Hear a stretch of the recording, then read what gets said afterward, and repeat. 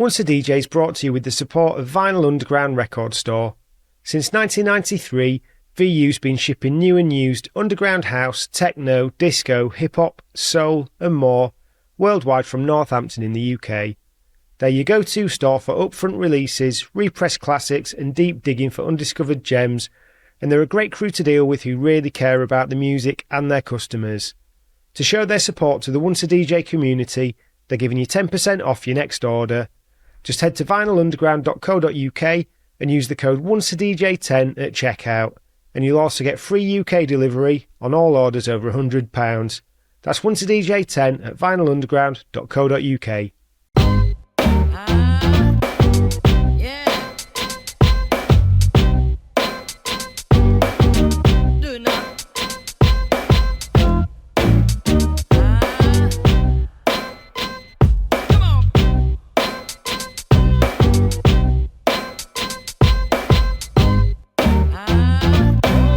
Nice. Before we get back to the show, I just wanted to tell you that outside of this podcast, I run a business called Remote Control.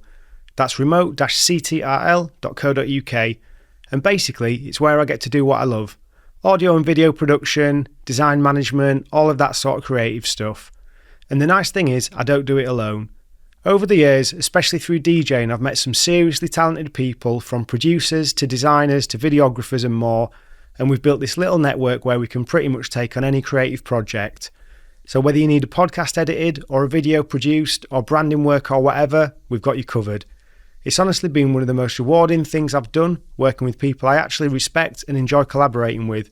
So if you've got a project in mind or you're just curious about what we do, head to remote-ctrl.co.uk and let's chat. No pressure, just good creative work. That was nice. Right, welcome back to Once a DJ, everyone. I'm not a massive fan of doing social media, but what I do like about it is it's the opportunities to learn, and sometimes you're kind of flicking through your feeds and stuff and you see things and you see more of the same thing and you realise there's something special going on somewhere. And sometimes, and in cases like this, it's a bit of a community, and I kept seeing funk freaks coming up here, there and everywhere, so I thought, you know, it's worth reaching out. So I reached out to the Funk Freaks Instagram and got in touch with our guest today, Debo, and we're going to talk a lot about West Coast funk, the Funk Freaks movement, the scene, and everything around that, really. So, Debo, how are you doing today? Do you prefer Debo or Ivan?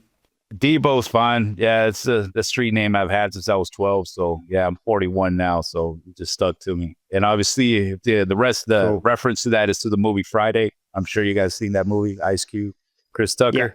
Yeah. So that's where essence I got it from. Yeah. So yeah, Debo's fine with me. Cool. How are you today? I'm well, brother. I'm well, man. Got the, you know what I mean? We got the time difference and stuff, man. So I got the trash can outside. Sorry if you hear that in the background, but I'm well. Thank you for having me again. You know what I mean? It's going to be an amazing interview. And just off the bat, you know, thank you. I want to pay my respects to the people over there on the other side of the pond who collect funk music and just keep this music DJ culture alive. You know, much respect to you guys out there. And I always love from California. Yeah. I mean, for, you know, funk and boogie, it's kind of been sort of up and down. Like when I was DJing more, there was a bit of it was quite a big deal at that sort of time, say late 2000s, and then it probably quietened off a bit. But I think in the past few years, it's kind of come back with a vengeance again. So it'll be really good to get into it. So with these interviews, I don't know if you're aware, but basically the first thing I'll start with really is just if you could tell us about where you spent your early years and what your earliest memories of music are. Yeah, I could pinpoint exact my fascination with vinyl records started as a young boy, I believe I was like 5, 6 years old. My father would go to what we call swap meets here, or flea markets.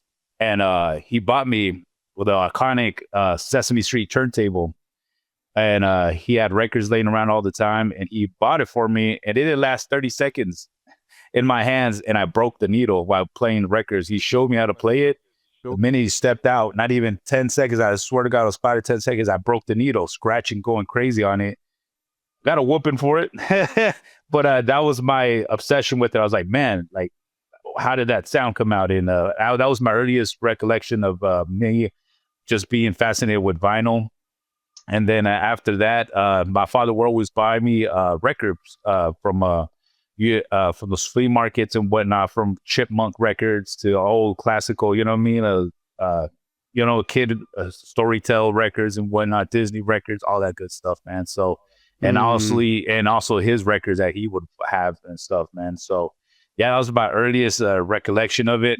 And ever since then, it just progressed. Skip forward to when I got my nickname Debo at the age of 12. My brother, who was part of a gang, his friend was a DJ. He was 17, either teenagers at the time, and he knew he was going to jail. And he told my brother, he's like, "Hey, I'm gonna go to jail for a year. Do you want to borrow my turntables? Because my mom's gonna throw those shits out. Like if I don't take care of it, So my brother's like, "Yeah, shoot them." So long story short, he went to jail. My brother got his 2 turntables and a mixer and a stack of records. We ghetto rigged it into our little boombox. Had RCA inputs in the back in the little boomboxes you could buy. Yeah. With tape players, we connected to it, and then there you go. It was a busted Newmark crossfader with pretty much with a little stick hanging out of the crossfader. It was just jiggity, raggedy, and 2 Technics. One was a Technics 900, and the other one was a Technics 1200. So it wasn't even matching pairs. Stanton 500 cartridges and a stack of records. It's just hip hop, man. So I fell in love at that moment, man. I had shared a room with my younger brother. Mind you, I was in junior high, so I had to wake up at 6:30 in the morning to get ready to go to school. I would wake up at 4 in the morning, pitch black, and start playing records and start trying to figure it out. Back in the days, we didn't have YouTube. We didn't have anybody. We either fully indulge ourselves into DJing or we learn from friends. But I just woke up every morning for about 6 months. I woke up every morning at 4 in the morning and just trying to understand the mechanics of how to mix and channel and lows, bass. I was trying to figure it out from 4 in the morning, and then I'd get ready for school at 6:30, take off, and then come back right after school and do the same process again and just be there playing records and trying to learn with a little stack of records. And for 6 months straight, because he got lucky, he got off on good behavior from juvenile hall and prison, and he came back and took his shit back. And after that, I was like, "Yo, I need that. I need my fix. How you gonna take that away from me?" And then that was at 12 years old. At 16, when I got my first job, I got my first paycheck. I used to work at art supply stores, and I used to do a lot of graffiti. So it was beautiful, a great match made in heaven right there. Working at art supply store, doing graffiti at high school, finding yourself. That was my first job. My first paycheck was $400. And then my mother saw how much I was involved and how much I cared about this, and she's matched my paycheck. Because you guys remember Stanton DJ-in-a-Box, the Craze box set, when it had 2 STR-80s and the Craze needles and the headphones? I ended up buying that box. That was my first set of turntables. I bought that box for $840. I only had $400, mind you, that I got from my first paycheck. But my mom saw how passionate about it I was about it. She said, "Look, I'm gonna match your $400 and go get your turntables and shit. You want it that bad? Go get it." So God bless my mother. She's the one that was that late 90s then. Late 90s, early 2000s, around there, like 98, I believe, 90, around that time into the 2000s. Yeah, that's when I first bought them. That's my personal. You would have previously been playing, it would have been a few years before that then when you borrowed the turntables and the records, right? Yeah, it was in the early 90s. 'Cause I was in junior high, mind you. Yeah. So I was in junior high. It might have been like 96, 97. That's when I was in junior high. I didn't get into high school till 2000, 99, around that area, and then I didn't get my first set of turntables till had to be 4 years after that.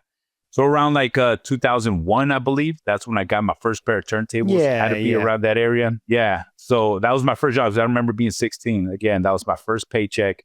And I bought those damn turntables at those Craze and I bought DJ-in-a-Box. You remember Newmark had DJ-in-a-Box. Gemini had those beat up XL 100 turntable. The Gemini XL 500s were kind of basic, and they're still the first direct drag turntable that people could really mess with, But the STR-80s, they did well for me, man. I'd rocked a lot of house parties, man. Shout out to Stanton, man. They had quality shit back in the day, man. for sure. Yeah, I think their budget stuff was just a bit better, wasn't it? Because my friend had the Geminis, and yeah, they weren't up to too much.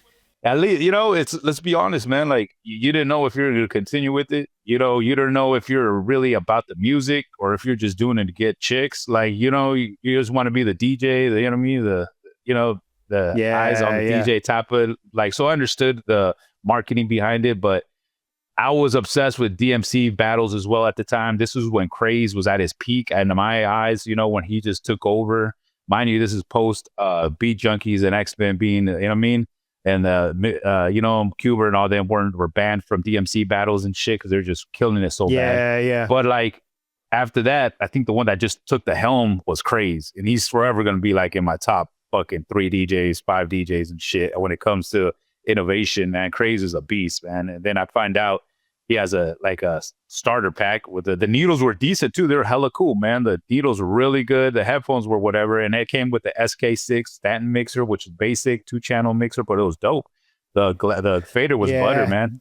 Yeah, it was cool, man. I think with Craze as well. Like Craze was one of those guys that just made battling look cool. Yeah, like dude, his stage flavor, he's like right? Mixmaster Mike. They're just both like cool. Yeah. Mixmaster Mike for me is a fucking alien, man. He's a perfectionist. He's like out of being type of dude where you're just like, how is that physically possible? But then when you see Craze, like he's just like on some other swag shit where he's just like, you don't give a fuck, dude. Check it out. I'm kind of like doing this for shits and giggles, and I'm fucking killing it. Like, like his whole attitude and demeanor towards it. It's something else, isn't it? Yeah, indeed, man. So that's what happened. I got that set up, and man, I can even show you. I've had this little stool right here my whole life, my whole DJ career, full of graffiti, stickers and whatnot, tags and stuff, man. I started with this stool, and the actual cardboard boxes that the turntables came in. That was my setup. I literally didn't have a table. I was broke. I wasted my whole check. I probably had like a good 4 records, but I set it up on top of the cardboard boxes that they came in, man. Like, and I shared a room with my younger brother, so my younger brother was experiencing it as well with me. The evolution of what I was doing, So it's a beautiful story because, it literally was me giving it my all and being like, yo, man, this is me. This is my, this is what I want to be. Not in essence thinking that I was going to get paid to travel the world and create what I've created now and done with what I've done with my crew. But like, just, it was that essence of me needing to be having those turntables in that life, in that part of my life, at that point, I was in a really fucked up place because all my friends were either incarcerated, kicked out of school, or had jobs, or got their girls pregnant. And that was it, man. Out of 25 of my friends that we started high school, only 3 of us graduated high school. So you can see the statistics in that. Wow. So I was kind of like, shit, man, like, where do I go from here? Like, the only reason I was playing the freshman football was because all my boy was in there, but all of them got kicked out for whatever reason, for fighting, for bad grades, expulsions and stuff. And I'm like, dude, I'm not gonna be fucking playing football if I'm not here with my homies, So I got out of that and got into hip hop. It was my first love. It always been my first love, graffiti, DJing, all that, b-boying, man. So can you just talk a bit about where you're from? Because like, it's easy to just like assume that you think, oh yeah, West Coast funk, stuff like that. You just think, yeah, LA, whatever. Everything's like nearby everything else. But like, I had a look at a map earlier and it's really not. Because you're quite far out from LA, aren't you? Yeah, we're about a good 45 minutes, an hour out, depending on traffic. I grew up on the west side of Costa Mesa right here, which is in Orange County, which is the county under Los Angeles. It's LA County, and then Orange County, then you got San Diego, and then you got the border in Mexico right here at Tijuana, which is right there. So we're close to the border, but we're right under LA County, which is Orange County right there. And I grew up, in Costa Mesa on the west side. At that time, the street that I lived in, 80% of the crime in the city was occurring in that block area where I lived. We had about like 4 different gangs in that, I'd say less than 2 block radius. It was very active, man. Like due to my brother being associated with gangs and whatnot, like, it's kind of guilty about affiliation, association. Like I had a role with my boys, that was my neighborhood. All my, wherever, and this is referring back to my friends, all my friends got jumped into my brother's neighborhood. And due to the fact that, oh, you're Spanky's brother, all right, cool. So you got to pass, kind of like I was just there, you know what I mean? I was either, I had to be associated and be there, and, there was no other choice. It was right there, you know what I mean? Like, it's just like, yeah, man, like growing up in your neighborhood, I'm sure, you had your squad, your crew that was right there on the block. Like that was your guys' clique, and that was our generation. My older brother had his friends, his generation, which I was cool with all them. But then when it comes down to, I guess, recruitment, you got to look at the youngsters. All right. Like, all right, who's the new kids coming in the block? All right, who's trying to kick it? All right, well, you got to get jumped in, whoop-de-whoop. But long story short, like that's what growing up here in California, you really had in my eyes, in my upbringings, you had two options. Either you hit the books or you go to work or you start game banging, like one or the other one, like those are the other options that we had, unfortunately, in life. But yeah, man, it's hard living out here, man. Other than like the issues with police and also, other gangs, you had to also have to be on top of like not being truant to school and all that good stuff, man. You only had certain options. And then for me, self-expression was through music and through hip hop and through collecting, through DJing. And I really fell in love with all that right there, man. So that pretty much saved my life, man. Record collecting, DJing, and for sure gave me an outlet to express myself, through the, accumulation of records and the different styles that I like and whatnot. And I can honestly say that, gangster rap really saved my life. All this sampling that I remember hearing from back in the days from RBL Posse, Proper Dose, Latin Lifestyle, all this like Chicano rappers from Cali, West Coast. His name is Dominator, who we actually put on our record label. He was from a crew called Central Coast Click, and he used a lot of funk music. He's from Oxnard, out that area, 805 area. Sampling from that like really got embedded in my head.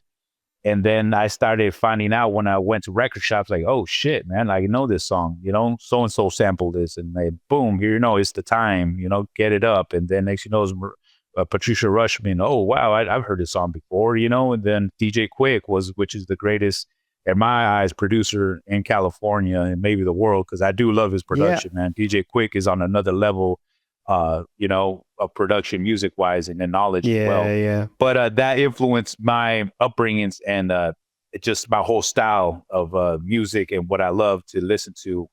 And then that's where it pretty much came from, man. That's the living out here in California. LA has its own your upbringings. It's almost exactly the same. The only difference I would really say between Orange County and LA is the infatuation and love for 80s funk music, boogie, synth, a vocoder, top box, electro in Orange County, man. I don't know what it is. Doo-wop, sweet soul, R&B in LA is God. Like everybody collects that, like very deeply embedded.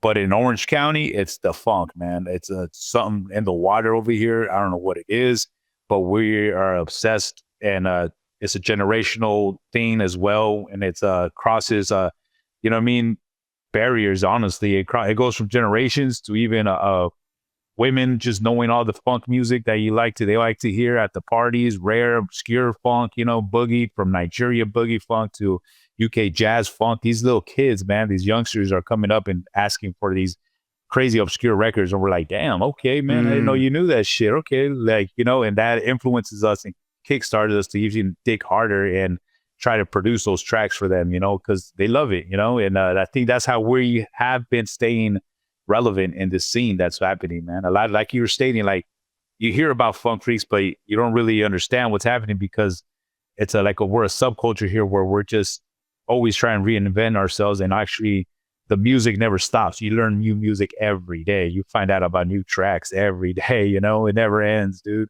Like just recently, I give you a great example, man. I just got a French little synth pop record over here, Regrets. I can't even pronounce this in French, but I just got put onto this, man. It's just, it never ends. Like this is the search for new music, the new sound. It never ends, bro. So But yeah, that's California living for you, man. Like, especially in Orange County, man, we're known for it.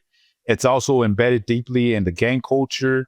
Because backyard boogies, I don't know if that's a reference. We always call the house parties and what we have over here. We call them backyard boogies. And that's where I got my bones, where, DJing in house parties, man. I used to DJ abandoned houses. I used to DJ, like backyard carne asadas, what we say, like barbecues and whatnot.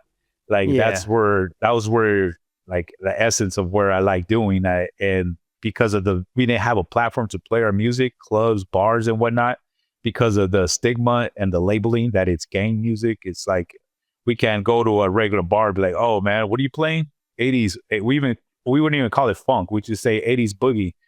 80s boogie, like what? And like, yeah, like Zapp and Roger. Oh, funk. Nah, man, that's gang music. That's cholo music. What is a term we use for gang members out here. That's cholo music, man. We don't want you playing that because we're going to get the wrong people in here.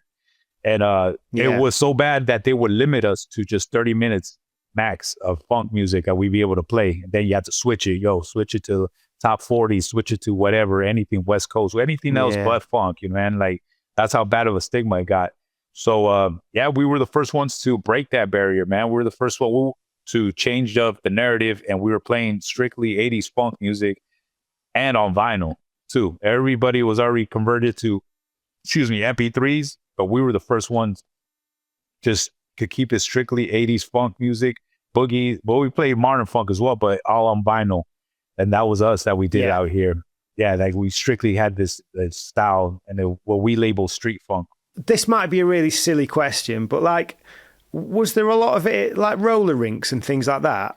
There was a lot of roller rinks back in the day. That was where you remember, you seen, I'm sure, the movie the Straight Outta Compton. Like they used to perform only roller rinks, and also, dude, because of the negative stigma behind it, because it would attract the bad people, the gang culture. So the roller rinks were around forever. And there were, I think there still might be a couple in like LA, a Slauson area out that way, But yeah, the roller rinks are a major like influence on that music at the style too. But that was transcending too with the music. It was changing, But I love roller disco boogie music, the Bon Mason and stuff like that, even Touche, stuff like that, Yeah, that's for sure. I love bumping that stuff right there, man. But yeah. So that had a heavy influence, especially amongst the black culture when it came to like 80s boogie music. But like I said, like for us in the lowrider culture, that's where we kind of like gravitated towards it and kind of archived it and started collecting it and just started pushing out and like, hey man, like there's more to this music, man. There's other songs other than Bounce Rock Skate out there that has the same vibe and feel, man. And it's even like on these more independent labels. And that's when we started digging hard, And that's how it is. We rolled back, like going back to lowriding. Lowriders is a passion. It's also art form in my eyes. You see these artworks that people do with lowriders, man. People drop hundreds of $1,000s on lowriders, on 64 Impalas. You see them gold-plated chrome undercarriages and stuff like that. You look at a car where you see a whole platinum, motor assemblance, like he dropped over $70,000 on the motor alone type of thing. Yeah, that's a passion. So when you want to make an appearance, you're peacocking when you pull up to a lowrider car show. You have your car you worked on all year for Easter Sunday. Like here, religiously cruising is Easter Sunday, and Cinco de Mayo is like the days you want to come out. Right. Let's say you've been working on a project car for a year.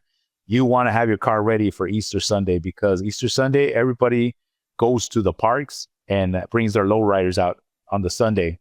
So mind you, you want to make an entrance. And what entrance do? You got to pick a particular song.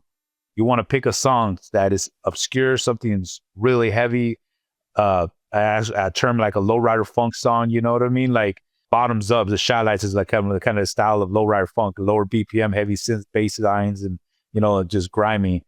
Like that's an example of what it might be, a lowrider funk song. But like at the end of the day, you want to pick that song because that's your entrance theme to your car, if that makes sense. You're pulling up with your whole roll call. You got 7-8 cars, your whole car club, and you want to make sure your song is something that's original too, just like your car.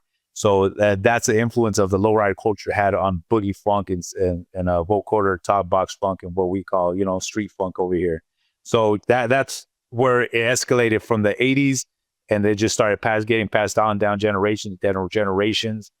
And where we picked up the helm because we were already collecting these records and DJing these records, and heavy through the influence of the Beat Junkies, how they were manipulating records and from their hip hop essence, from the doubling up and back scratching and beat juggling, we applied that skill set into our 80s funk style, if that makes any sense, man. That's why, like, forever respect to the Beat Junkies. Like, I listened to them since I was a youngster, man. Friday Night Flavors out here, Mr. Chalk, me and J Rock and all their Melody, Rhythmatic and stuff, man. They influenced my style to the fullest because we just took their narrative. Were they coming down to your area? Yes, we have. We've been having them for a couple times. We've had J Rock, we've had Mr. Chalk, we have Melody coming out this Friday. We give them their flowers, man, every time, and they know it too, man. They know what time it is with us, man. We've always been praising their involvement of the culture, man. We've always praised them, man, because they did, man. They put a lot of people up on game and shit, man. And their mixing is top notch, man. They're on another level and shit, man. So we are just trying to in essence not even keep up with them, but just to keep the culture going alive and keeping it right, like where mixing is a fundamental in DJing and especially in this style of music that we cater to, With the Beat Junkies, it's like I think when you see how they do the sort of Beat Junkie style and stuff, what amazes me is it's not just the sort of techniques of the juggling and the cutting, it's how well you've got to know the arrangement of the records to be able to restructure them in the way they do, because they're not just sitting there just like even doing something really creative with 2 bars of a song. They're progressing the move through the song in that way, and it's just genius. Yeah, it's gliding, man. And it's like, the manipulation of the record is just on another level, and it's just smooth, man. And that's what I've always tried to be keen on, is like, damn, man, these fuckers are butter. Like, just spraying butter on the toast. Like, it's so smooth, and it makes me level up. It makes me want to start mimicking their style, is start understanding what did he do in that particular cut. Like, you know what I mean? Like, what, so in essence, where I'll be like, damn, what pitch control was that on? Like, it sounds a little bit different, and it just sounds better at that at that speed, stuff like that, man. So I always give my praises to them, man. If it wasn't for them too, I wouldn't be here, man. Like, realistically, but yeah, man, that's the culture, though, man. That's the style, man. The cool thing that I can really say about them, and this is for like Babu, because in Rhythmatic, I heard they started off in the same essence as we did, doing quinceañeras, which is like Sweet 16 parties over here for like in Mexican culture, 15-year-olds, they call quinceañeras, weddings, you know what I mean? Yeah. Parties. They also did the legwork that we did, like got their bones doing parties like that, man. Like, that's what I was doing when I was a teenager into my early 20s and shit, man. Doing weddings, doing house parties, doing backyard boogies, doing quinceañeras, doing anything to get paid, like at that time. So they did all that, man. Wasn't your first gig pretty wild? My first gig, man. Shit, brother. Club gig or like regular house party gig, man? Like house party gig. Your first time playing out, wasn't? Yeah, the first time playing out, I remember. Man, I might get in trouble with this one, but like, so back in the day, I was 17, and we pretty much had this older woman that we used to use her apartment house to throw parties. I just was very, how do I say? I was very. I knew her very well, and she would allow me to do house parties there every month, like, she was an older woman, man. I'm not throwing her under the bus or whatnot, but like, I was only 17 at the time, and she didn't give a fuck. She's like, yeah, use my house. Don't trip, man. I'll just get my kids out of the house and, all right, cool. So mind you, a little 1-bedroom apartment, man. I used to have like 80 people in there, man, partying down, like going crazy. It just ended up happening, stopping because there was a shooting, and that was it. She like, nah, man, like some kid lost his eye over here. Like, we got to stop this. I'm like, all right, cool. So that was the essence. That was one of the parties that you'd thrown? Yeah, one of those parties that I threw, man. There was a gun involved shooting, and had to stop it. So I'm like, all right, man, it happens, and unfortunately, this is the territory that we came, that we're involved in. That must be really frustrating for you at the time, where you're like, we've got this music, I want to kind of shake this stigma and get it out and build something here, but how do we get away from these things happening without just abandoning our people? Yeah, man. It must be so tough. It's hard, man. And because I'll be honest with you, there's a lot of blood, sweat, and tears that we shed, man, trying to make this happen. We kept moving around, man, amongst my brother and my boy Loser. Like, we kept moving around, man, because the same thing, due to the stigma and security, the venues not wanting to supply extra security, or now you want to play security at all. And sound systems too. They were just like giving us the space. They were killing it at the bars. But like, it was hard, man. But you know what I mean? We surpassed that. We ended up just making it about the culture. And the beautiful part is now, like, and I'll gladly speak on it, people, how do I term this correctly without incriminating myself? The people incarcerated know what we stand for, which is productivity in our culture. That makes sense. And so we got the okay to, in essence, to where our people have been told now, like, you guys come with respect and show respect, or don't come at all. Yeah. So that's the beautiful part, like that once we got that from the, what we call the big homies, the respect, now things have changed. Once we got that pass, it's kind of like, all right, man, like, you guys come show respect, do what you guys do. Like, you guys are doing right among us, and keep it going. You guys represent something more than just, gang violence and stuff, man. You guys represent the culture of what we are trying to show the world, that there's talent in these hoods, man. There's talent amongst us. There's talent amongst the Chicanos, or Mexican Americans, who are keeping this 80s Black music alive through preservation of archiving the records, and also bringing the artists out and giving them their flowers. We're doing that for the culture, man. We are the culture to an extent, man. Like, that kind of life, the California lifestyle is real. People do live it day in, day out. I live it day in, day out. Funk music is my life, day in, day out, it, at one point, it might be able to be like sold to the masses, but like, realistically, if I was to lose social media tomorrow, I'm still going to be doing the same thing. I'm still going to be collecting these records, man. I'm still going to be playing these records. And if I don't have a platform anymore, then I'll still be here with my kids just playing these records, I don't mind being that old man just playing records at home, Yeah. So with the parties then, was there a certain venue where it just like all clicked into place and was able to start growing? It did, brother. It did. What we called it here is called Original Mics. And it was a big bar slash, mostly like, it was like a bar. It was huge, massive, 3 rooms. It was called Original Mics. And due to the fact that there were so many homies and like OGs, what we call original gangsters, veteranos, veterans, they renamed it OG Mics instead of Original Mics, because OGs, the original gangsters. And that was the nickname it was termed. And we went in there, and it was our residency for about 9 years. And we made it like somewhat like the capital of funk there. Every last Friday of the night, we'd be able to go in here like obscure, cute, like rare funk music in the back room. And it just became this whole like place where anywhere in California, Southern California to Northern California, you ask about like Orange County, OG Mics. That's the first thing they say. Not even Original Mics. They know it as OG Mics. Oh, OG Mics. Yeah, I've been there before at Santa Ana. Oh shit, I'm right there. Yeah, that was the Mecca. It's now under new management.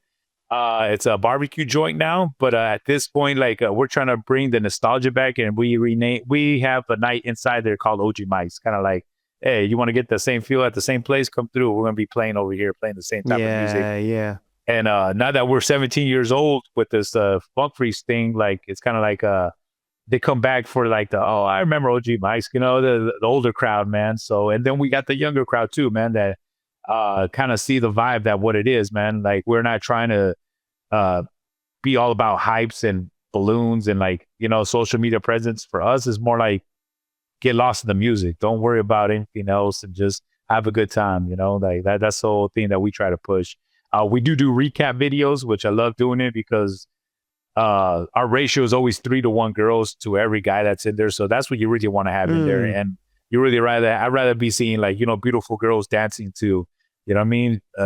To some funk than, you know what I mean? A bunch of dudes just standing against the wall and watching two people dance. No, man, like get fully involved in there, man. I got to give this to European culture because they're very anti social media and when it comes to parties and events, man. Like I've noticed even more now when I went on tour with Debo, like I sold out Debo sold out the Olympia, which is in Paris, France, the biggest one of the biggest concert halls, and I was just DJing like all 45s, and I was going ham, man. I had the people chanting out funk freaks, but we're so lost in the moment that I forgot to even document any of this shit. Like that's sort of like, oh shit. But I noticed the whole time nobody in the crowd had phones. Nobody had their phones out, man. Like that's a beautiful thing. That's amazing. That's really beautiful, man. I was like tripping out. I'm like, and then it would have been in my mind, it came in. I'm like, man, I should have recorded that shit when I had a whole fucking sold out crowd at the Olympia, a Mexican American, a Chicano, the first Chicano to be DJing at the Olympia at a sold out crowd of venues chanting funk freaks, like simultaneously rocking the whole crowd, just hyped up for my set that I dropped for an hour and a half. I'm like, fuck. And those all 45s too, man. They were loving it. But again, man, we'll just let it be and be, you know what I mean? I guess, you know what I mean? Just a story to tell, because I didn't have actual footage of them chanting and doing that, going crazy about it. But in my heart, I know what I did. And the people that there experienced it, they saw it for the first hand. They're loving it. So that's something cool, man. That's cool that I have to now that it's right now with this podcast, we're documenting it. But yeah, that was a great experience in my life, seeing that happen, man. Like how it is over there. Unfortunately, here in America, it's all about social media. It's all about hype. It ain't really about talent no more. It's not anything like that. Not hating on the yoga crowd, but you got to go back to to the essence of just, man, like having an actual love for the passion for the art and the craft of DJing and whatnot, man. Like that's where we're at. Yeah, I think it's a problem over here as well, from what I see. Yeah. Especially that you go to gigs and you just got to got to watch the gig through someone else's phone. Yeah. Like I went to see Azimuth and Marcus Val, and it was just like a low ceiling, low stage sort of thing. And literally just watching through people's cameras, and you're just like, oh. Yeah. See, man. Yeah, that ain't about it. That's not the vibe we try at least to give out, man. The cool thing about us, man, I can really state is that we never have a VIP section. Like we don't promote VIP sections. You're in here, you're just a regular person listening to music and dancing. Yeah. Like, that we never had a VIP section. The only time we ever do is if we have an artist, then we give them their green room, their respect, there's privacy. But other than that, like we've never tried to promote a VIP section or any of that shit, man. Like, nah, man, you're there for the music. You're not there to be seen. We don't care who you are. You could be an influencer with like 200,000 followers, but this girl next to you, she only has 200 followers and she's having a better time than you are because you're more self-involved, get lost in the music, like realistically, like that's what we try to push. We try to push that narrative when it comes to our parties and whatnot. Yeah. Do you get people that travel quite far for the kind of the authentic experience of the funk? Yeah, brother. I've had homies come from Utah, which is almost like close to 20-hour drives. People come from San Diego, 2 hours, 3 hours. I've had people fly out from Sweden. I've had people fly out from France. Wow. They just want to experience the party. They just hear so much about, the beautiful part is that we're also deeply embedded into the pop locking scene. Because I don't know if you know, but popping was invented in California. There's a lot of people that don't know that pop locking, it was invented out here in California, Oakland to Fresno, those areas that they had pop locking. And that's a California lifestyle, I believe, man. Like that's what people are trying to understand and mimic a lot of times. And then not in a bad way. I'm not disrespecting them, but the California lifestyle that we represent realistically is literally gang culture, graffiti, hip hop, surfing, skating, tattooing, low riding, all that, man. That's a California lifestyle. That's what I grew up on, man. So mind you, I'm living right by the beach over here this way. So that's all California lifestyle, man. You see Dogtown, that's great essence of what it is, man. Venice Beach out that way, man. Like it's a mixture of us, skateboarding with cholo gang life. You know what I mean? Like that was an implication of that. Tattooing, grayscaling, like all that's a culture, California culture right there. Low riding, surfing is a California culture. You know what I mean? Like all this stuff, man. Imagine growing up in that. So that is going to influence you in a certain way. You know what I mean? From all that, from that growing up in that I guess, you know what I mean, that cluster that's gonna just form something out of you. And I take pride in all that, man. Right now I'm in works and trying to start up a skateboarding brand as well with our logo with Funk Freaks, man, because I just didn't notice that I have so many friends that skate. Like their sons, and they're like, yeah, my son's pro. I'm like, holy shit, your son's pro? Like, damn, here, let's start making some skateboards, man. Rock our gear, And they're like, yeah, they love listening to your music while they're skating and whatnot, or your mixes and shit. Like, all right, hell yeah, that's what's up. And I love hearing that kind of stuff, man. Yeah, brother. I think it's like you say with like the graffiti, that there's so many sort of visual elements to the scene as well. Is it like like with the pop locking and it's like how the poppers and lockers will dress and stuff like that as well. Yep. And even just the sort of visual identity of the shop and the logo and stuff, it's so kind of bold and strong. Just going back to digging, when you started going deep down the funk rabbit hole, was it easy to pick up a lot of stuff locally, or were there other people that were all over getting that stuff? Did you have to go further, or was there a lot less when you went further? Because I know the other week you went to, was it New Orleans? Yeah, I had to go to New Orleans because over here now it's slim pickings because everybody's collecting and getting records now and selling them. Post COVID, you've seen, I'm sure, how the record game has changed tremendously. Everybody and their moms is a record seller vendor now. They could just go to thrift shops, Discogs. So prior to that, we were actually, me and my boy Luz, we were actually spoiled because we had the Great American Record Show, which is one of the longest running record flea market swap meet type of record show that's been going on for over, I don't know, I'd say at least 40 years, I believe, a little over that. And every last Sunday of the month, we used to go in there and go record shopping, man, and buy records. So we had, I was only, when I really started going over there at 17, 18 years old. And like, man, it was, me and him were the only hip hop heads really in there looking for records, and it'd be an older crowd, man. So imagine what we had accessible to us. All these guys would pick up collections of guys from college that, got over DJing. So all the boom bat shit we were getting for $1. All the crazy, funk records we were buying for $1. Everything was, so cheap, and like bargaining with them and whatnot. It was Loser's brother and his tattoo shop. He owned a tattoo shop. He goes, his name's Unique. He had a tattoo shop called Boulevard Tattoos. And amongst them, it was an associate named Smiley from Eastside Buena Park, and Rascal from La Mirada. And then you had a Spider out from LA also. All these OG gangster cats that knew their funk records. And we'd see, again, because it was more like out of respect, you watch the DJ, you see what he's playing, not, hey, what is that? Let me see, what is that? Like, you know how it is growing up back in the day. It was kind of like a mentorship, sensei type of shit, or apprentices. Like, you don't just go and like ask. No, you watch and you observe and, absorb all of it. But he would show us, and he would like let us like, that record right here, this record. And then we go out trying to find it, in record shops and record shows, but mostly that record show. We were so spoiled because we were the only kids in there that were in mid early teens and 20s looking for funk records and hip hop records. And we were just coming up. We were cleaning house, man. Anything that we wanted was right there at our reach. And so we're spoiled. But now, man, it's slim pickings. I have to travel outside California to get decent records now. Like when I went to New Orleans, I haven't been there since 2022.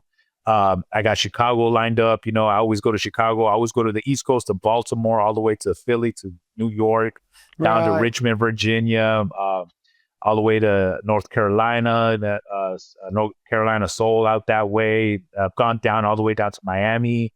I've done the whole West Coast up to Portland, to Seattle, all those areas, it just, you got to step out. But I still go out to San Francisco, up to the Bay, San Jose, Fresno. Shout out to my boy Paul, Raging Records out there in Fresno. And you gotta travel outside, you know what I mean? Because it's so hard to find these records now, man.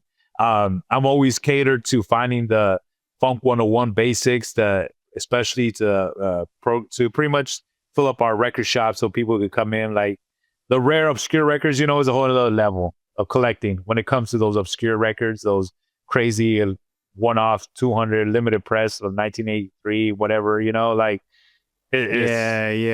it's either you had it or you won't be able to afford it now. Like I've seen records go up for 2 racks, 3 racks. Like, damn, I got this for fucking $5. Like, back in fucking 2012, I'm just like tripping out looking at these record prices now, and I'm just like, wow, man. Like, yeah, well, it's even like you're saying about the boom bap.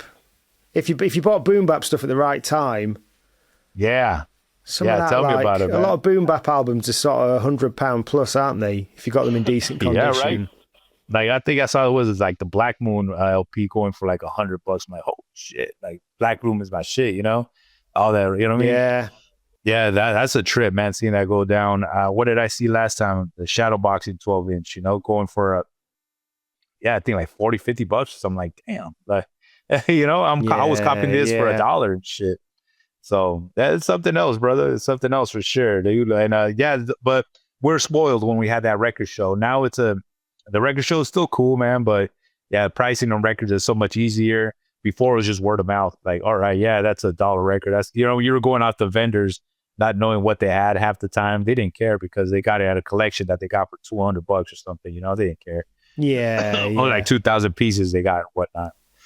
I think from doing these interviews, it's highlighted how important relationships with people are now when it comes to digging, because you've got the whole sort of Discogs thing. But if you know people that have got collections and stuff, and they know you're a good person to deal with, that seems to be where you can kind of get the hard to find stuff, and rather than having to go to someone on Discogs that's just charging whatever they can for it.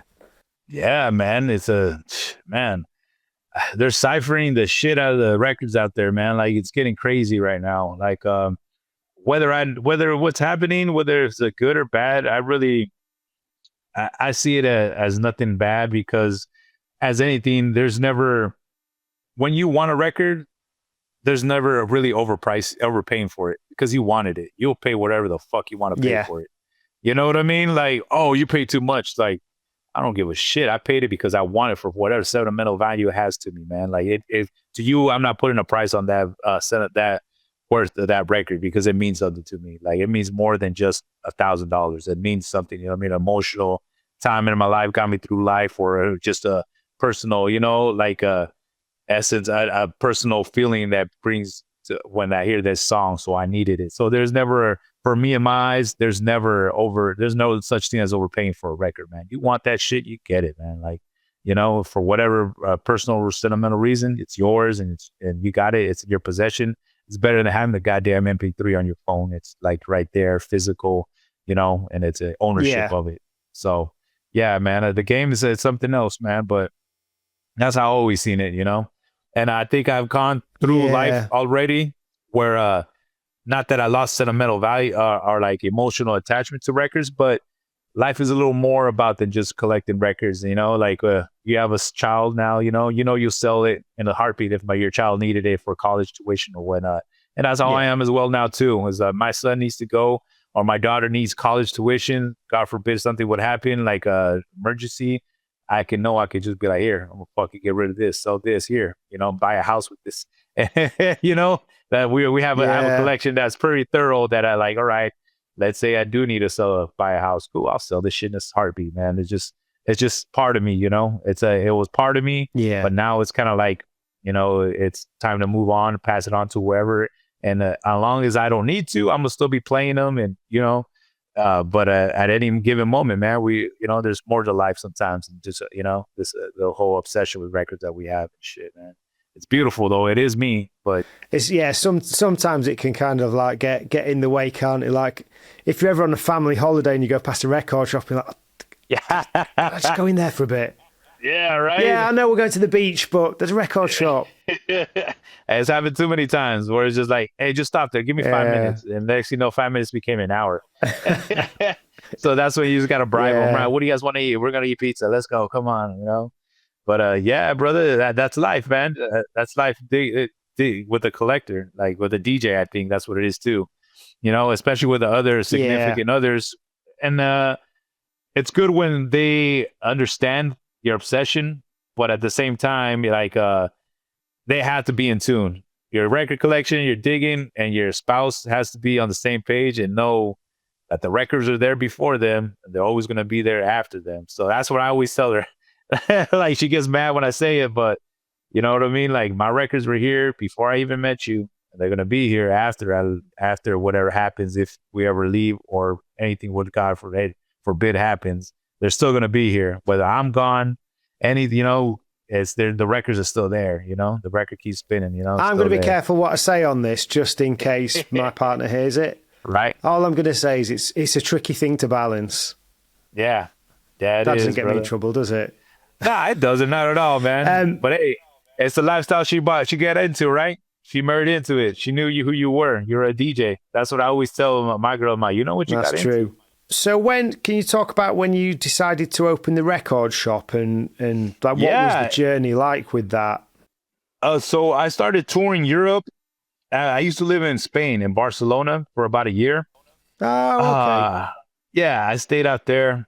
The reasons I left Barcelona, we'll get into it really quick, was my brother got caught in a RICO case. His whole gang, Forming Chaos gang, got caught in a black flag operations where ATF, FBI raided my home, raided my friends, all pretty much a big RICO case. He ended up doing a couple years in prison. And I had to get away from that. So I was in a financial place with no children where I was able to get away. And I was like, man, I got to get the fuck out of Dodge, get out of here. And I left to Spain for a year at the time. And I loved it. I fucking, the culture shock was a bit, but at the end of the day, I got used to it. I chose Spain because they spoke Castellano, which is Spanish, you know, and I could really maneuver myself a lot more out that way. Stayed there a whole year and made those connections face to face with all remember MySpace back in the days, the forums and whatnot. We had forums and stuff where we traded knowledge on records and traded records as well. So I made a lot of connection with artists and mostly artists and DJs out there, like my boy Kashif in Lyon, France, Air Striker, and all these Wadi guys from Paris, France, and also friends in Germany, from Frankfurt, Hamburg, Amsterdam as well. My boy Luca out there. People I only knew through social media. And when I got closer to them, I'm like, shit, I'm right here, bro. Like, I started meeting them. Barcelona is only a 4-hour drive to Lyon. So went to DJed with him a couple of times. And from there, went to Berlin, made connections with my boy Valen in Berlin. And then went to Amsterdam, made connection with boy Luca out there, he DJs. And these are all, mind you, part of Funk Freaks. They all represent Funk Freaks crew and their respective chapters and cities out in Europe. And so I made those connections. Yeah. It was hard living. This is 2012, 2011. So this is when the euro plummeted from 133 to 110 to the US dollar. I believe that's UK left the EU fucking years prior to that, a couple years before that. So even fucking made that shit go down even worse. I think we left a bit after that, but yeah, it was around that time. Greece was in the shithole. Spain was going down the shitter. The unemployment rate was like 55%, and then it was kind of wild because I was there on a tourist visa, but I was trying to find employment, and it's kind of hard when the shoe's on the other foot when I'm the one that's working illegally and trying to make a living, sustain a living out there. I lasted a whole year, so it's cool, man. But I love the experience again, man. Like it humbled the shit out of me, like of how a necessity of what is needed to survive and what do you need to do. You know, it was a life lesson. But to an extent too, I had to come back because as a man, I needed to have a source of income to provide for a family. I was married at the time by then, but I ended up coming back. And then I started my family with my kids, and I ended up getting divorced after that. But long story short, I made those connections in Europe when I was living there. And in 2013, I started consistently touring. So when I was in Europe, I was buying records. This is 2013. This is before the boogie funk scene just blew up in Europe again. I was picking up those Euro presses, man. All the funk records that I couldn't find over here in California, I was picking them over there for 2 for €1, like dope records, man. Like, oh shit, I've never seen this fucking, you know what I mean? French pressing. All right, cool. And I started a trend out there. It seemed like everybody started paying attention. And when I was touring out there, I would go into funk bars and just ask if I could open up and DJ. Like, yeah, they're openly because they didn't care. You know what I mean? I'm doing their job for them. Next you know, I'm rocking the fucking party, like the little pubs and shit. And they're getting all wild out. And I'm shutting them down at 11 o'clock. I'm shutting up the club on a Thursday or a Wednesday at 4 a.m, getting drunk with the owner, just talking about funk music. Like, cause he's like, I've never heard none of this shit. Like, where did you get this? I'm like, yeah, man, this is 1983 pressing. What? Like, no, like, and then we get into heated discussions over funk music. Like, oh no, this is pop music. I'm like, it's on the one, man. Like, it's technically funk, man. It's a synth bass replaced, a regular slap bass and whoop de woo. And like, no, like, nah, man, it's funk, man. Like, Bootsy Collins co-produced this one, and be like looking at me like, what? No, because you have the diehardist. Funk is strictly 70s James Brown on the one soul funk, that's it. All this other shit post that is post funk, it's pop or it's boogie, and it's not considered funk. I'm like, man, it's still the arrangements on the one. So according to the man, the God, Bootsy Collins, if it's on the one, it's on the one. That's funk. So that was just discussions we'd had, but they mostly show respect because I went in there wholeheartedly, not expecting anything, but they let me play throughout the whole night. And this was an essence in Le Funk in a small little pub in Hamburg that I did, other bars that I did in Berlin, same situations at Frankfurt. We just go in. My friends, some of them had established funk nights, but I'd go in there and start DJing with them, man. And like, we blew it up, man. And what it is now is just an international community now, like funk heads. All the way to Sweden, Stockholm, Sweden as well. I was touring out that way. All through, where else was I? Amsterdam. I went all the way to Oslo, Norway. Been out that way, touring. And amongst all these places, I wouldn't do the whole sightseeing shit. I would go record shopping at flea markets and just buy records and ship them back to California. And that's how initially I was selling out of my garage and initially selling at record shows. And that's what I had a necessity. I was like, man, I need to get my own shop going. So I ended up opening it up with my brother. My brother runs the shop as well. He's owner of the shop now. He is the one that puts it pretty much like it was a hub for us. We needed that. And that's how I started the record shop. So I catered to strictly 80s funk, boogie, synth, vocoder, top box funk, and modern soul, so Chicano soul. So that's why you're pretty much going to find in that record shop, man, like 80s boogie funk records. You'll find a couple of, little disco records and, other stuff like that. But that's what you're really going to find. So you know where you're walking into. It's like, all right, man, and if I'm looking for a Roger Troutman 45 right quick, you'll find that right there. You have a copy for it at a reasonable price as well, too, So I try not to go all crazy on it. But yeah, that's how it started, man. I had a necessity. And then first it was the apparel, mind you, too. We're doing clothing apparel, like, and then after that, that's where the record shop was just a secondhand, it came in. But yeah, that's how the record shop started, man. I used to be selling it at flea markets and shows, and I'm out of my garage when I come back from Europe and stuff like that, dude. So yeah, it's interesting what like when you talk about having the chapters in different places, because that makes me think of like the Hells Angels, where you've got this kind of collective, and it's an interesting sort of, I guess, model for a community, if you like.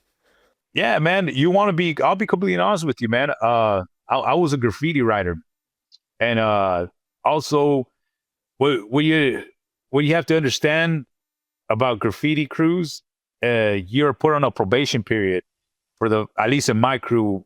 When I started, you're on a probation period for 6 months. You need to put in work. You need to go and do graffiti. You can't put your name up. You got to put your crew up first. My crew was the TZM, the zero-minded terrorism crew. Like, you have to put TZM bombs for a whole 6 months. Don't put your name up. You got to pay the dues. And we got to see if you got heart. You got to drop at least a bomb every week, and that's how you got your stripes. That's how you got your rep, That's the method I took into the crew. It's like, all right, you're gonna be a crew.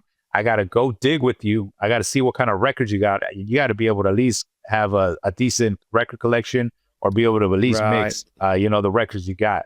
So that's how, in essence, we started. So I'd fly out to Frankfurt. My boys had their own night there, and I told them, hey man, like, I'm trying to open up. I'm trying to DJ with you. They were open their homes to me. I came. They go to work, literally give me their house keys and be like, here you go, bro. And I go record shop, and they come out of work and pick me up at a record shop, talk about the records we find, and then go DJ a gig and do the same thing the next night over. Or if it was a day off, we all go record shopping together. Like, oh, it's a beautiful thing now that I think about it, man. We're in Berlin, and I had members from Hamburg, Frankfurt, Saarbrücken, Berlin, and also, I believe Italy. The homie came in from Italy, and we're all record shopping. A good 6 of us into record shops, just talking about music. Like, imagine 6 guys go into a record shop, all different nationalities, and just start geeking out on funk records. Oh, you got this one? You know this one? Oh, this is good right here. Oh, what about this one? You know about this one? Like, it was cool, man. Yeah. And in essence, I took that graffiti mindset where it's like, you put your crew first, put your stickers up everywhere, put, slap tags, and just build off of that, man. And then, like, just keep repping the crew, man. Rep the crew, have the heart for it, man. Like, just keep going.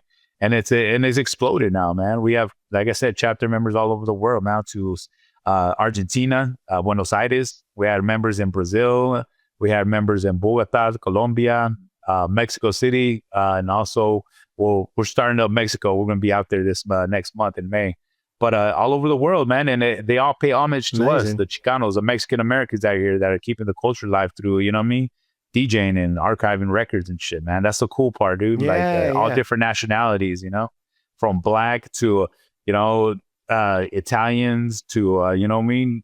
Nordic cats from up in Sweden and shit, man. You got my boys, you know what I mean, in Frankfurt, that mind you know what I mean? Their pops were all in their pops were in the army, so they're half black, half German and shit, dude. Like, us Mexican Americans, it's like, it's all over, man. Like, so that's the beautiful part of this. The shows the essence of what music can bring people together, man. Yeah. And when did you start the label then? The label started in 2012. I was given, you're going to trip out on this. I was given a CD called Confection. And the band is like a synth pop band out of Sydney, Australia. And I just hear this dude, Joshua Beagle. Yeah, I believe. Joshua Beagle and Juanita Tippins, the vocalist. This fucking synth line just hits her so hard. Da-da-da-da. Like, oh shit, what the hell is this? I ended up reaching out to him, and I put out a 12-inch. And as a DJ friendly 12-inch, it came with an extended version, original version. On the B side, had instrumental and acapella. Like, that's all you really need as a DJ. So that was our first 12-inch record that we pressed, man. And then that's how it started, man. It was as a DJ wanting to have a track and be able to manipulate and do whatever the fuck we want to do with it, how it used to be able to be done. This is 2012. So imagine nobody was pressing records no more. Fat Beats was, I believe, almost about to close down. Like, so nobody was doing 12s like that anymore, man. So we did that. Our second 12-inch that we put out was the Funky Dry band, Funky Drives Me Crazy, from Lyon, France. And the cool part about that, I don't know if you know about this movie with Sean Penn called Colors. It had Don Cheadle in it. It was about the gangs in Los Angeles, Colors. It's a really great movie, man. You gotta get a chance. You gotta look it up. Stick it on my list. Yeah, please do, man. It's a really good movie. So long story short, there's a gang scene where they shoot up a house, and Herbie Hancock was actually the soundtrack producer for the album. The original song was supposed to be Flashlight by Parliament Funkadelic, but they didn't clear the rights to it. So Herbie rearranged with the MPC, rearranged the song into this little song, a little like minute and a half song. And I had, long story short, it never came out on the soundtrack. and there was a rumor about this song being by Keenan Hernandez, Love Guarantee. That song has never seen the light of day. So I asked the Funky Dry Band to recreate the song from scratch with the vocals, just to fit the urban myth, like, oh, we found the song and this is the song. So yeah, that's the second LP that we put, that second 12-inch that we put out. And after that, we just started doing these street punk compilation 7 inches, which pays homage to the East Side Story project covers, soundtracks. Yeah. So yeah, we pretty much, I'm just trying to reinvent the wheel and just stay original with it all, man, with this music, and represent the culture as well too. So those are the compilations that are now worth hundreds of dollars, man. They're all over the place. People are know about that. So yeah, that's the cool thing about it, man. And record pressing is just for ourselves, man, for us DJs. Like I do it mostly for us, not for fucking clout, not for sales, man. It's limited runs, limited 500 runs on certain records, yeah. And then this latest album that we just put out, this LP, is the collaboration with Esteban Oriol, which is a famous photographer out here in LA. So that's a cool collaboration we just did, and we're just keeping it going, realistically, we're just keeping it moving, because the culture needs to be represented correctly, man. We want to be in the forefront of it all and shit, due to the fact that we pay those dues with it. Yeah, it's awesome, and it just also, like, just to your point before, it does all just feel like there's no sort of ulterior motive. It's just for the love of the music, the love of the togetherness with people, and just getting great music to people. Yeah, man, that's the main goal, right? Like, people forget, man, the DJ's there is to bring communities together. The DJ's main objective is to put people onto new music, man. That's the goal. That's his whole job. Now it's just I think a society has made it like a machine where it's just social media likes like that are there for influencer purposes. And man, man, the DJ was someone who loved the craft, man, someone who cared about the music he was putting out there to the masses, and we lost that. Yeah. I think, and I think it's time to turn around, man, go backwards a little bit. I think what did I just see? Some first DJ to DJ all vinyl set at a EDM concert. I was just like, oh shit. That's when I used to go to raves. Like, yeah. That's how far it's gone, isn't it? Yeah, right. Where they're glorifying him, like, shit, man, this is what I grew up on. You're supposed to play vinyl sets and shit, but it's cool, man. At least people are starting noticing it, man. That's the cool thing about it. Now, I like that for sure. Yeah, brother. So just to kind of wrap things up, to go back full circle, there was something I meant to ask you earlier on, and I don't know if your mum's still with us or not, but have you at any point had chance to ask her or talked about, did she just kind of know that music was going to be the thing that was going to give you the life that wasn't down the other path, if you like? Yeah. It's funny because literally in this whole conversation, she's the one that just called me right now. My mom called me. Right. So honestly, she saw it. I think she saw it in me. Like, she saw how passionate I was about it. And from all three of her children, she saw my work ethic, and she saw it's like, man, I don't think, you know what I mean? Like, maybe I want to say, I'll even ask her right now when I pick up, like, what made you give me those, give me that $430 so I get my turntables? I'm going to ask her that question. I never really asked her that because she saw it as just as a parental duty, I think. You know what I mean? It's like, yo, like, if anything, this is what he wants.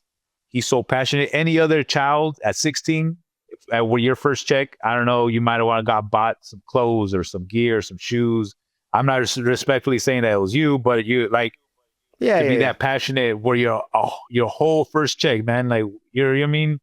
Instead of buying bullshit, you want to buy something where you can invest yourself into and be about.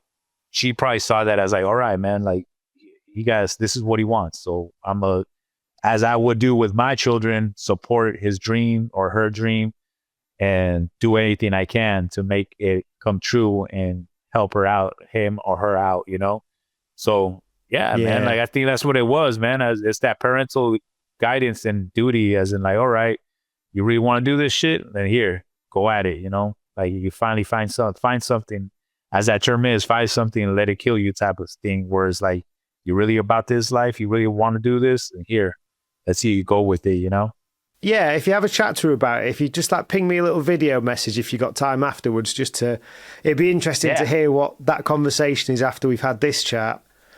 Yeah, for sure, brother. I will, man. It's going to be in Spanish, though, because she only speaks Spanish. So I'll translate it for you. Oh, yeah, you'll have to translate that. yeah, no doubt, brother. And yeah, man, I want to, you know, just really pretty much specify that, man. My parents are immigrants, man. They're here citizens now, but I came from an immigrant background, first generation Mexican American Chicano.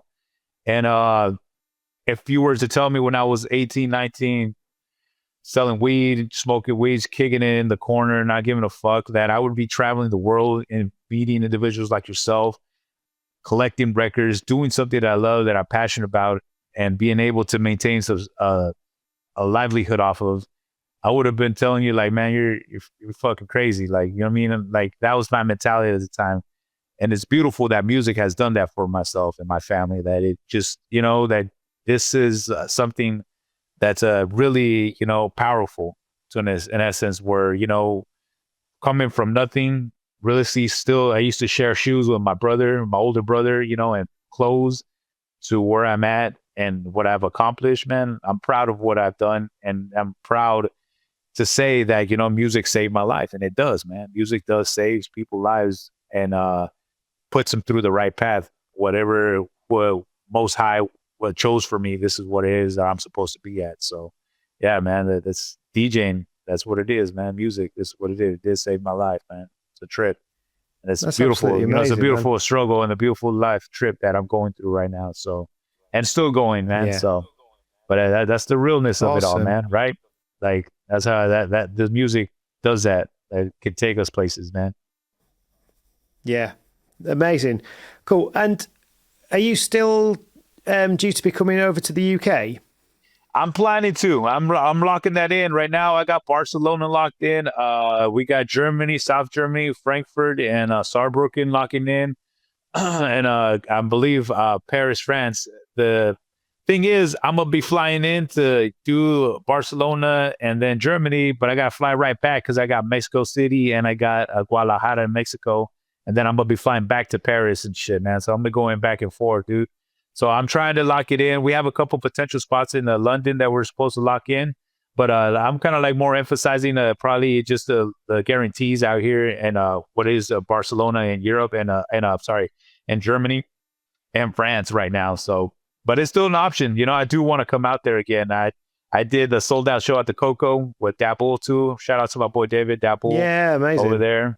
That was a great show, man. A great time over there, man. Yeah, but I do have plans to come back, man. I do. I was only there less than 48 hours, but it was cool, man. The whole time I was there. So yeah, that's in the books. I got to get back in there, man. Amazing. Well, yeah. If you do, let me know. And anything I could, like I say, I've not got a crazy network or anything, but anything I can do to try and help. Appreciate it, brother. Oh, yeah. Yeah, it'd be an absolute pleasure. And even if I could catch you at a show, you know. Yeah, right. Hear the funk. Well, hey, man, in person. Same situation here. If you ever get a chance to come back to come to Cali, man, feel free to hit me up, man. Have you come kick it with us, man. See the real life. Take you out to some car shows. Take you out to our parties, man. Take you out to Vegas if you want to party too. We'll do all that, man. Why not? Sounds good. Right? All right, man. Right. All right, brother. All right, cool. Well, best of luck. Thank you, brother. Take care, my man.